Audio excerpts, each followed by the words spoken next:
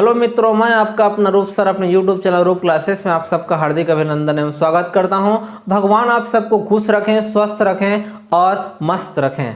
मैं आज आपको अनंत तक के वर्गमूल संख्याओं का योग और जो है व्याकरण से संबंधित प्रश्नों को हल करने का ऐसा बेहतरीन शॉर्टकट ट्रिक्स बताऊंगा जिससे आप कुछ ही सेकंडों में ऐसे प्रश्नों को हल कर सकते हैं। आइए ऐसे प्रश्न कैसे होते हैं और उसको किस ट्रिक से हल करेंगे देखते हैं।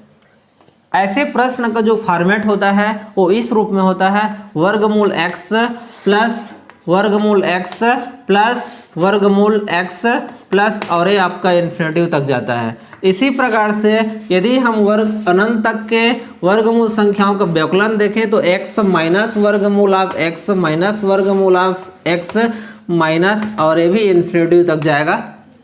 ऐसे प्रश्नों को हल करें, कैसे हल करें जिससे कि हम जो है ऐसे प्रश्नों को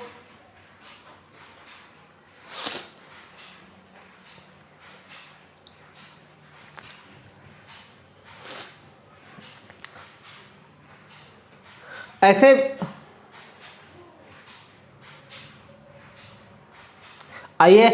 प्रश्नों को हल करने का हमारे पास दो मेथड है, अर्थात दो कैटेगरी है। फर्स्ट मेथड है कि हम इसको शॉर्ट ट्रिक से हल कर सकते हैं और दूसरा मेथड है फार्मूला ट्रिक से हल कर सकते हैं। तो हम पहले मेथड का यूज़ करें जिसको हम शॉर्ट ट्रिक्स कहते हैं। तो उसके लिए जो यहाँ पर x है वहाँ पर जो भी संख्या होगी उसका पहले हम गुणनखंड निकालेंगे और वो गुणनखंड आपका जो है क्रमागत होगा, कंजुगेटिव होगा। देखें जैसे कि हम एक एग्जांपल ले लें, यदि वर्गमूल x प्लस वर्गमूल यहाँ पर जैसे 6 है प्लस वर्गमूल 6 प्लस वर्गमूल 6, ये अगर इन्फिनिटी तक जाएगा, इधर भी हम ले लें वर्गमूल 6 माइनस वर्गमूल 6 माइनस वर्गमूल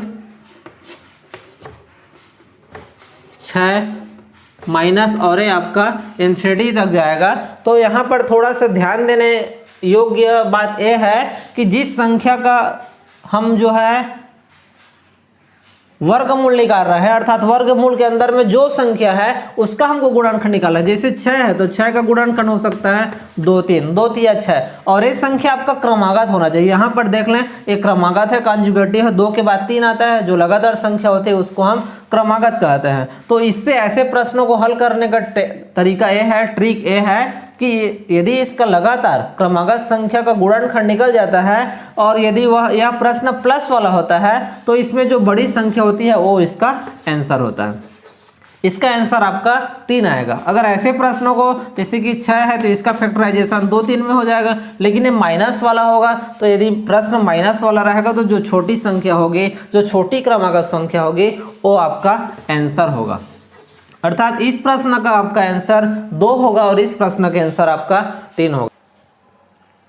आइए हम एक और उदाहरण देखें, जैसे कि वर्गमूल 20 प्लस वर्गमूल 20 प्लस वर्गमूल 20 प्लस इन्फिनिटी तक है। यहाँ पर वर्गमूल 20 माइनस वर्गमूल 20 माइनस वर्गमूल 20 माइनस वर्गमूल ये भी इन्फिनिटी तक है। तो यहाँ पर जो संख्या 20 है, 20 का हम यदि गुणनखंड निकालें तो ये आपका हो जाएगा 4 × 5, 4 5 6 20 होगा और यह 4 और 5 दोनों क्रमागत संख्याएं हैं। तो इसमें जो बड़ी संख्या होगी वही इसका आंसर होगा। इधर भी हम देख सकते हैं 4 और 5, तो इधर जो छोटी संख्या होगी वो इसका आंसर हो जाएगा। ये बहुत ही सरल है, बस आपको सोचने की जरूरत है कि इसमें जो संख्या है उसका हम जो है क्रमागत संख्या के रूप में गुणनखंड कर सकते हैं या नहीं। आप अपने जो है दिमाग में थोड़ा सा हल्का से यदि आप जोर लगाएंगे, समझने का प्रयास करेंगे तो आप समझ सकते हैं। जैसे गिनती आता है आपका 1 2 3 4 5 6 7 8, तो आप जो है लगातार संख्याओं को गुणा करने का प्रयास करें और देखें कि वो जो है किसके करीब में आता है।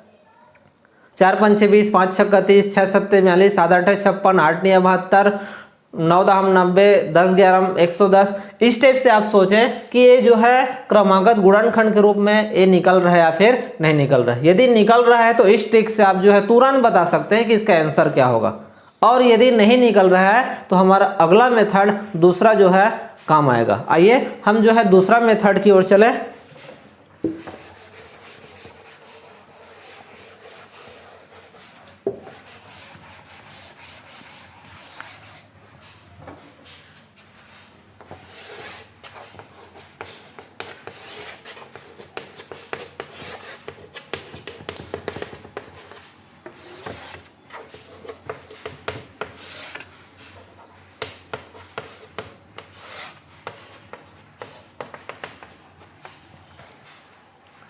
आइए ऐसे प्रश्नों को हल करने का हमारा जो दूसरा मेथड है, सेकंड कैटेगरी है, वो ऐसा है कि यदि यहाँ पर जो संख्या रहेगा उसका हम जो है क्रमागत संख्या के रूप में गुणनखंड ना निकाल सके। जैसे 5 है, 5 को हम जो है क्रमागत गुणनखंड के रूप में नहीं निकाल सकते।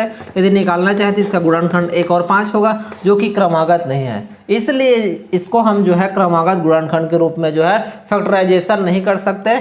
इसलिए ऐसे प्रश्नों को हल करने के लिए हम फार्मूला मेथड का यूज करते हैं, और वह फार्मूला है आपका अंडर रूट ऑफ 4x + 1 + 1 और पूरे का बटा 2। ये आपका फार्मूला है। ये आपका प्लस वाला के लिए, यदि माइनस वाला होगा तो आपका वर्गमूल 4x + 1 और यहाँ पर -1 हो जाएगा और पूरे का बटा 2। इस फार्मूला से हम इसको हल करेंगे। देखें यहाँ पर यदि प्लस वाला है तो प्लस है और माइनस वाला है तो यहाँ पर माइनस है। बाकी जितना भी आपका जो फार्मूला है वो दोनों सेम है। इसको हल कैसे करेंगे? यदि यहाँ पर जो संख्या 5 है वो x का मान है, समझे, तो यहाँ पर हम x का मान रख दें तो आपको हो जाएगा 5 × 20 और 1 21। ये आप इसका आंसर हो जाएगा 21 + 1 बटा 2।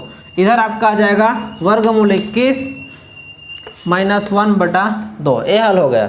यदि आपका फार्मूला याद रहेगा, और फार्मूला कोई ज़्यादा कठिन नहीं है, बहुत ही सरल फार्मूला है कि वर्गमूला 4x + 1 + 1 और पूरे का बटा 2। इधर आपका वर्गमूल 4x + 1 -1 और बटा पूरे का 2। इस फार्मूला में हम जो है जिसका मान निकालना चाहते हैं उसको रख दें तो जो है आसानी से यह हल हो सकता है। जैसे एक और उदाहरण देखें।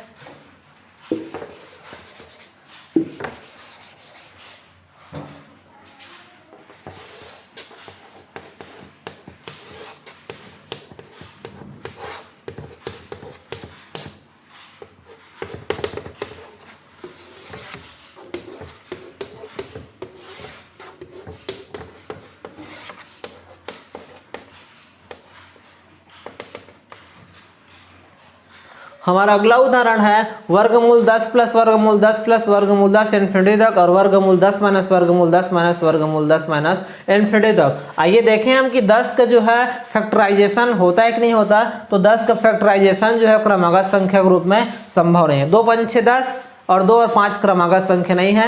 यदि 3 × 4 करें तो 3 × 4 = 12, ये ज़्यादा हो जा रहा है, इसलिए इसका संभव नहीं है। इसलिए ऐसे प्रश्नों को हम जो है फार्मूला मेथड से हल करेंगे। इससे पहले हमने फार्मूला बताया थी, इसका फार्मूला होता है आपका अंडर रूट ऑफ 4x + 1 और +1 और पूरे का बटा 2। और इधर जो फार्मूला होता है वर्गमूल 4x + 1 -1 और पूरे का बटा 2। यहाँ पर x बराबर 10 रखेंगे तो x बराबर 10, 10 × 40 और 1 41। इसका आंसर हो जाएगा वर्गमूल 41 + 1 बटा 2 और इधर हो जाएगा वर्गमूल 41 -1/2। यह बहुत ही आसानी से हल हो सकता है। यदि हमको जो है और हल करने की ज़रूरत होगी तो हम 41 का वर्गमूल अप्रोक्सीमेटली अर्थात लगभग निकाल सकते हैं।